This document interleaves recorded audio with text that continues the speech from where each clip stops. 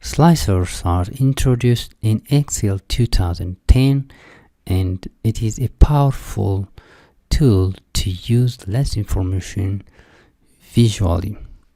Let's see how it works. To insert a slicer, go to Analyze tab, and here we have Insert a Slicer. We can select the field or fields we want to include in the slicer. Let's select the agent, products, state, and customer, and click OK.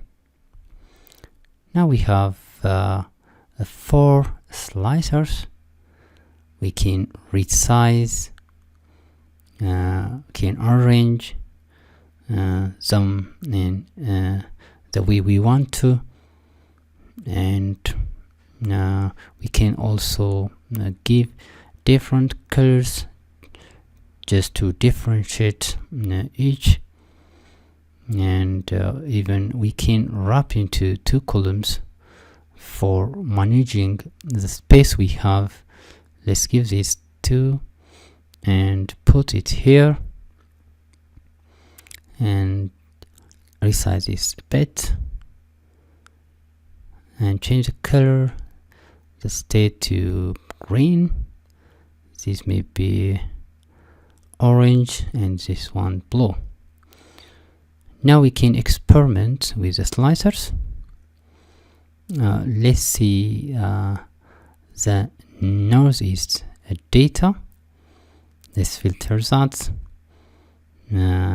Just click the northeast data, and here we have select certain products in this state.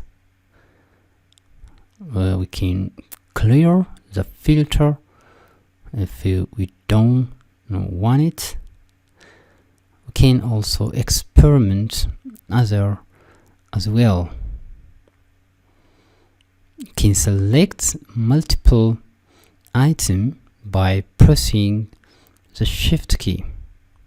So, a slicer is a great tool doing filtering in visually creative method. You can delete the slicer if you don't need it any more from the table.